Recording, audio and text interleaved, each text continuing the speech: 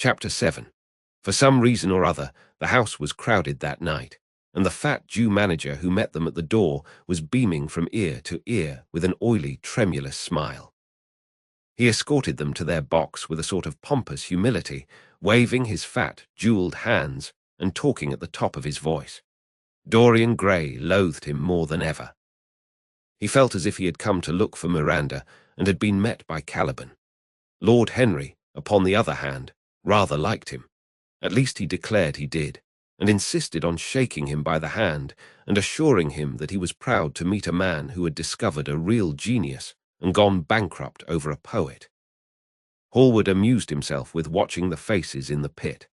The heat was terribly oppressive, and the huge sunlight flamed like a monstrous dahlia with petals of yellow fire. The youths in the gallery had taken off their coats and waistcoats and hung them over the side. They talked to each other across the theatre and shared their oranges with the tawdry girls who sat beside them. Some women were laughing in the pit. Their voices were horribly shrill and discordant. The sound of the popping of corks came from the bar. "What a place to find one's divinity in," said Lord Henry. "Yes," answered Dorian Gray. "It was here I found her, and she is divine beyond all living things. When she acts, you will forget everything. These common rough people, with their coarse faces and brutal gestures, become quite different when she is on the stage. They sit silently and watch her. They weep and laugh as she wills them to do. She makes them as responsive as a violin. She spiritualizes them, and one feels that they are of the same flesh and blood as oneself. The same flesh and blood as oneself. Oh, I hope not," exclaimed Lord Henry, who was scanning the occupants of the gallery through his opera glass. "Don't pay any attention to him, Dorian," said the painter. "I understand what you mean, and I believe in this girl. Anyone you love must be marvelous, and any girl who has the effect you describe must be fine and noble. To spiritualize one's age, that is something worth doing. If this girl can give a soul to those who have lived without one, if she can create the sense of beauty in people whose lives have been sordid and ugly, if she can strip them of their selfishness and lend them tears for sorrows that are not their own, she is worthy of all your adoration, worthy of the adoration of the world. This marriage is quite right. I did not think so at first, but I admit it now. The gods made Sybil Vane for you. Without her, you would have been incomplete." "Thanks, Basil," answered Dorian Gray, pressing his hand. "I knew that you would understand me. Harry is so cynical, he terrifies me. But here is the orchestra. It is quite dreadful, but it only lasts for about 5 minutes. Then the curtain rises, and you will see the girl to whom I am going to give all my life, to whom I have given everything that is good in me." A quarter of an hour afterwards, amidst an extraordinary turmoil of applause, Sybil Vane stepped on to the stage. Yes, she was certainly lovely to look at, one of the loveliest creatures, Lord Henry thought, that he had ever seen. There was something of the fawn in her shy grace and startled eyes. A faint blush, like the shadow of a rose in a mirror of silver, came to her cheeks as she glanced at the crowded, enthusiastic house. She stepped back a few paces, and her lips seemed to tremble. Basil Hallward leaped to his feet and began to applaud. Motionless, and as one in a dream, sat Dorian Gray, gazing at her. Lord Henry peered through his glasses, murmuring, "Charming. Charming."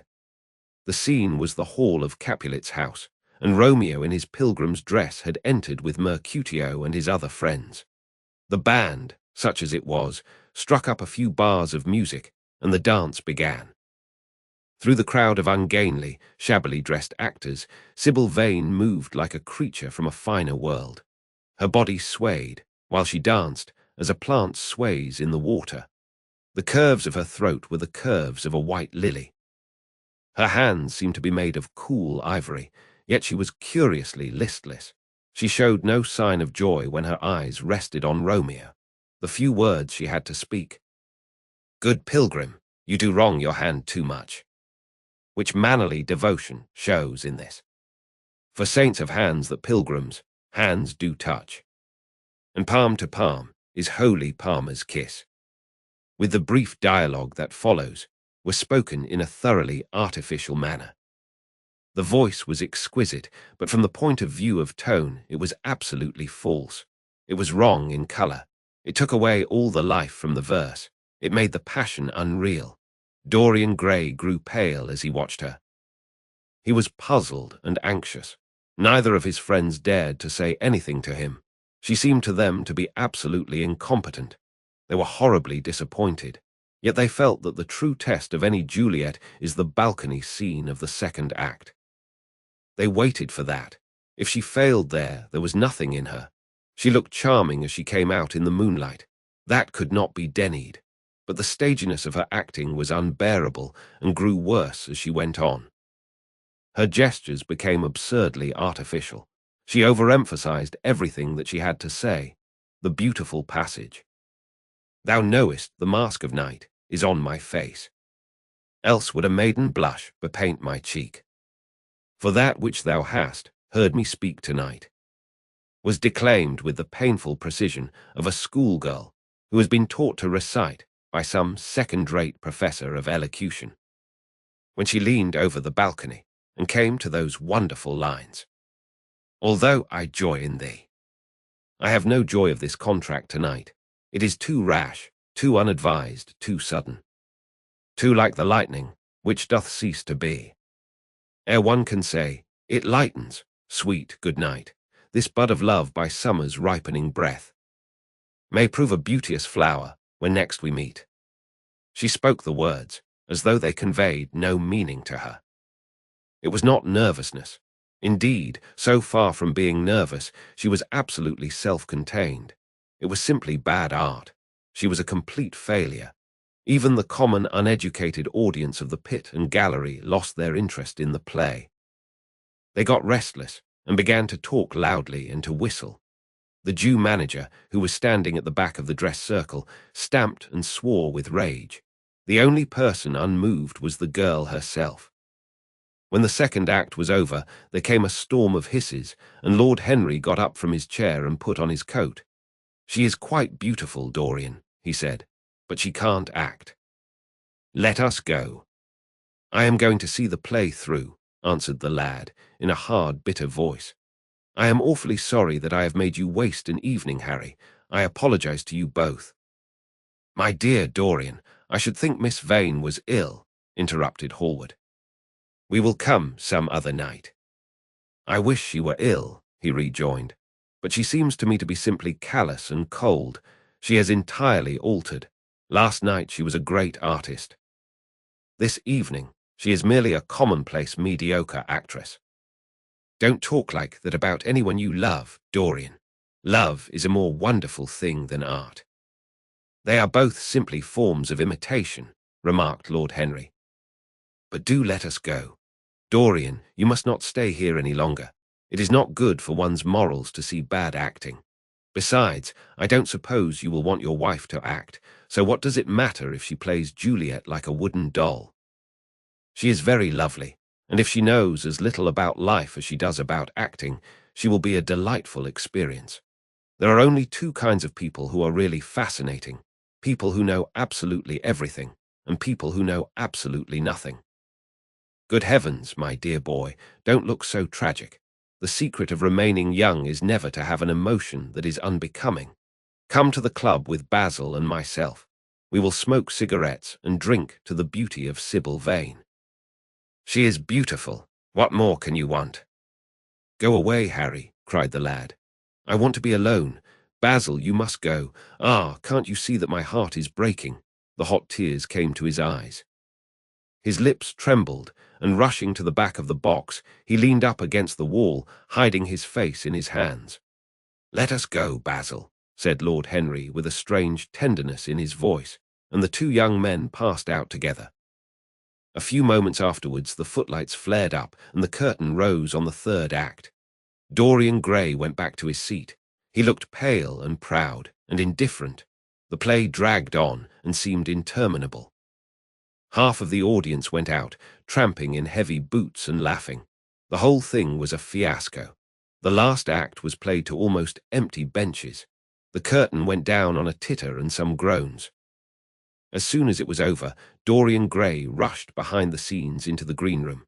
The girl was standing there alone, with a look of triumph on her face. Her eyes were lit with an exquisite fire. There was a radiance about her. Her parted lips were smiling over some secret of their own. When he entered, she looked at him, and an expression of infinite joy came over her. "How badly I acted tonight, Dorian," she cried. "Horribly," he answered, gazing at her in amazement. "Horribly. It was dreadful. Are you ill? You have no idea what it was. You have no idea what I suffered." The girl smiled. "Dorian," she answered, lingering over his name with long-drawn music in her voice, as though it were sweeter than honey to the red petals of her mouth. "Dorian, you should have understood. But you understand now, don't you?"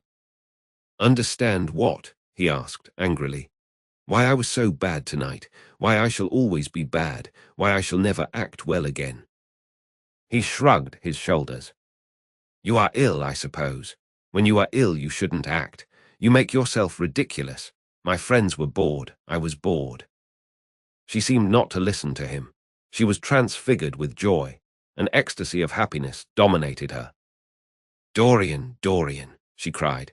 "Before I knew you, acting was the one reality of my life. It was only in the theatre that I lived. I thought that it was all true. I was Rosalind one night and Portia the other. The joy of Beatrice was my joy, and the sorrows of Cordelia were mine also. I believed in everything. The common people who acted with me seemed to me to be godlike. The painted scenes were my world. I knew nothing but shadows, and I thought them real. You came, oh my beautiful love, and you freed my soul from prison. You taught me what reality really is. Tonight, for the first time in my life, I saw through the hollowness, the sham, the silliness of the empty pageant in which I had always played. Tonight, for the first time, I became conscious that the Romeo was hideous, and old and painted, that the moonlight in the orchard was false, that the scenery was vulgar, and that the words I had to speak were unreal, were not my words, were not what I wanted to say. You had brought me something higher, something of which all art is but a reflection. You had made me understand what love really is. My love, Prince Charming, Prince of Life, I have grown sick of shadows. You are more to me than all art can ever be. What have I to do with the puppets of a play? When I came on tonight, I could not understand how it was that everything had gone from me. I thought that I was going to be wonderful. I found that I could do nothing. Suddenly it dawned on my soul what it all meant. The knowledge was exquisite to me. I heard them hissing, and I smiled. What could they know of love such as ours? Take me away, Dorian. Take me away with you, where we can be quite alone. I hate the stage. I might mimic a passion that I do not feel, but I cannot mimic one that burns me like fire. Oh, Dorian, Dorian, you understand now what it signifies. Even if I could do it, it would be profanation for me to play at being in love. You have made me see that. He flung himself down on the sofa and turned away his face. "You have killed my love," he muttered. She looked at him in wonder and laughed. He made no answer. She came across to him and with her little fingers stroked his hair. She knelt down and pressed his hands to her lips. He drew them away, and a shudder ran through him. Then he leaped up and went to the door. "Yes," he cried, "you have killed my love. You used to stir my imagination. Now you don't even stir my curiosity. You simply produce no effect. I loved you because you were marvelous, because you had genius and intellect, because you realized the dreams of great poets and gave shape and substance to the shadows of art. You have thrown it all away. You are shallow and stupid. My God, how mad I was to love you. What a fool I have been. You are nothing to me now. I will never see you again. I will never think of you. I will never mention your name. You don't know what you were to me once." "Why once? Oh, I can't bear to think of it. I wish I had never laid eyes upon you. You have spoiled the romance of my life. How little you can know of love if you say it mars your art. Without your art, you are nothing. I would have made you famous, splendid, magnificent. The world would have worshipped you, and you would have borne my name. What are you now? A third-rate actress with a pretty face." The girl grew white and trembled. She clenched her hands together, and her voice seemed to catch in her throat. "You are not serious, Dorian," she murmured. "You are acting." "Acting, I leave that to you. You do it so well," he answered bitterly. She rose from her knees and with a piteous expression of pain in her face came across the room to him. She put her hand upon his arm and looked into his eyes. He thrust her back. "Don't touch me," he cried. A low moan broke from her, and she flung herself at his feet and lay there like a trampled flower. "Dorian, Dorian, don't leave me," she whispered. "I am so sorry I didn't act well. I was thinking of you all the time. But I will try, indeed I will try. It came so suddenly across me, my love for you. I think I should never have known it if you had not kissed me, if we had not kissed each other. Kiss me again, my love. Don't go away from me." I couldn't bear it. "Oh, don't go away from me. My brother, no, never mind, he didn't mean it. He was in jest. But you, oh, can't you forgive me for tonight? I will work so hard and try to improve. Don't be cruel to me, because I love you better than anything in the world. After all, it is only once that I have not pleased you. But you are quite right, Dorian. I should have shown myself more of an artist. It was foolish of me, and yet I couldn't help it. Oh, don't leave me, don't leave me." A fit of passionate sobbing choked her. She crouched on the floor like a wounded thing, and Dorian Gray, with his beautiful eyes, looked down at her, and his chiseled lips curled in exquisite disdain. There is always something ridiculous about the emotions of people whom one has ceased to love. Sybil Vane seemed to him to be absurdly melodramatic. Her tears and sobs annoyed him. "I am going," he said at last, in his calm, clear voice. "I don't wish to be unkind, but I can't see you again. You have disappointed me." She wept silently and made no answer, but crept nearer. Her little hands stretched blindly out and appeared to be seeking for him. He turned on his heel and left the room. In a few moments he was out of the theatre. Where he went to he hardly knew. He remembered wandering through dimly lit streets, past gaunt, black-shadowed archways and evil-looking houses. Women with hoarse voices and harsh laughter had called after him. Drunkards had reeled by, cursing and chattering to themselves like monstrous apes. He had seen grotesque children huddled upon doorsteps and heard shrieks and oaths from gloomy courts. As the dawn was just breaking, he found himself close to Covent Garden. The darkness lifted, and flushed with faint fires, the sky hollowed itself into a perfect pearl. Huge carts filled with nodding lilies rumbled slowly down the polished, empty street. The air was heavy with the perfume of the flowers, and their beauty seemed to bring him an anodyne for his pain.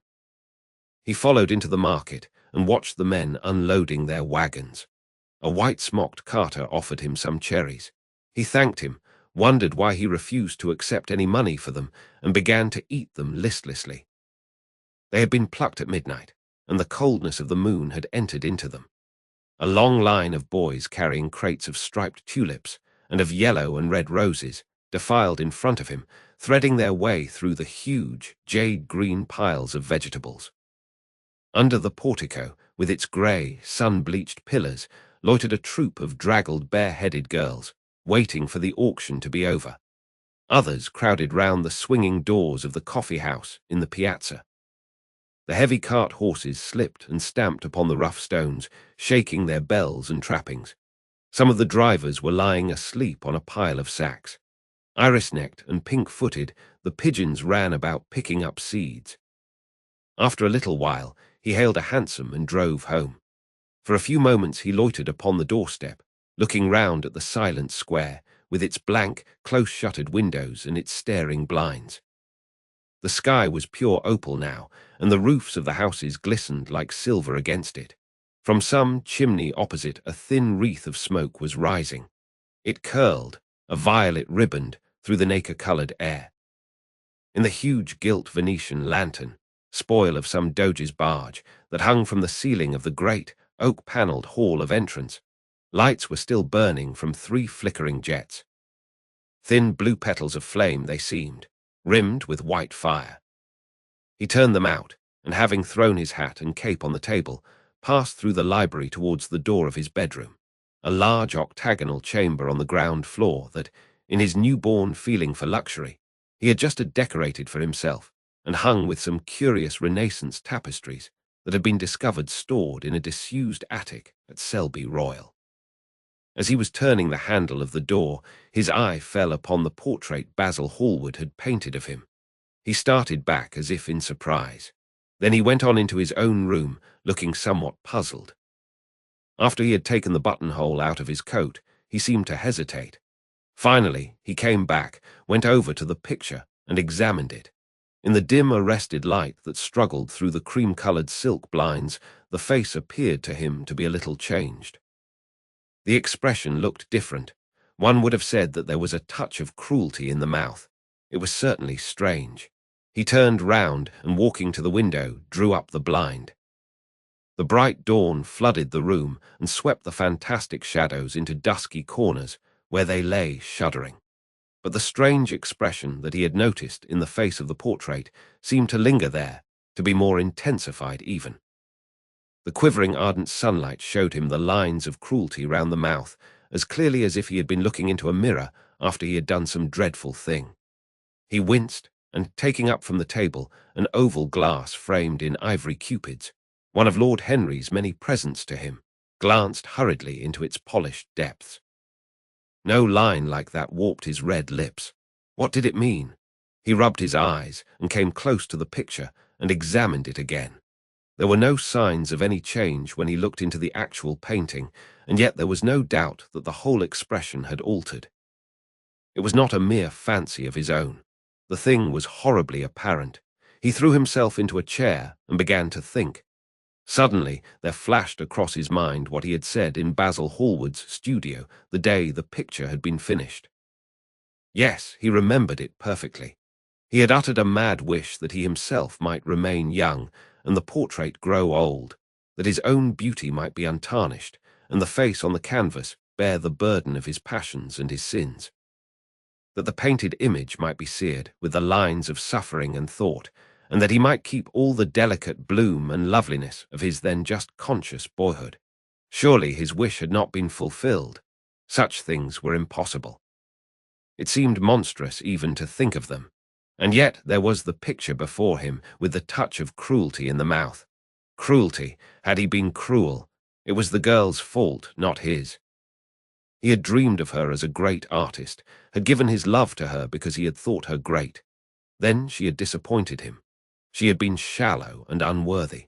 And yet a feeling of infinite regret came over him as he thought of her lying at his feet, sobbing like a little child. He remembered with what callousness he had watched her. Why had he been made like that? Why had such a soul been given to him? But he had suffered also. During the 3 terrible hours that the play had lasted, he had lived centuries of pain, eon upon eon of torture. His life was well worth hers. She had marred him for a moment if he had wounded her for an age. Besides, women were better suited to bear sorrow than men. They lived on their emotions. They only thought of their emotions.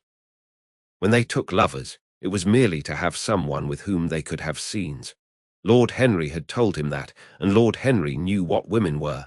Why should he trouble about Sybil Vane? She was nothing to him now. But the picture. What was he to say of that? It held the secret of his life and told his story. It had taught him to love his own beauty. Would it teach him to loathe his own soul? Would he ever look at it again? No. It was merely an illusion wrought on the troubled senses. The horrible night that he had passed had left phantoms behind it. Suddenly, there had fallen upon his brain that tiny scarlet speck that makes men mad. The picture had not changed. It was folly to think so. Yet it was watching him with its beautiful marred face and its cruel smile. Its bright hair gleamed in the early sunlight. Its blue eyes met his own. A sense of infinite pity, not for himself, but for the painted image of himself, came over him. It had altered already, and would alter more. Its gold would wither into grey. Its red and white roses would die. For every sin that he committed, a stain would fleck and wreck its fairness. But he would not sin. The picture, changed or unchanged, would be to him the visible emblem of conscience. He would resist temptation. He would not see Lord Henry any more, would not, at any rate, listen to those subtle poisonous theories. that in Basil Hallward's garden had first stirred within him the passion for impossible things. He would go back to Sybil Vane, make her amends, marry her, try to love her again. Yes, it was his duty to do so. She must have suffered more than he had. Poor child, he had been selfish and cruel to her. The fascination that she had exercised over him would return. They would be happy together. His life with her would be beautiful and pure. He got up from his chair and drew a large screen right in front of the portrait, shuddering as he glanced at it. How horrible, he murmured to himself, and he walked across to the window and opened it. When he stepped out onto the grass, he drew a deep breath. The fresh morning air seemed to drive away all his somber passions. He thought only of Sybil. A faint echo of his love came back to him. He repeated her name over and over again. The birds that were singing in the dew-drenched garden seemed to be telling the flowers about her.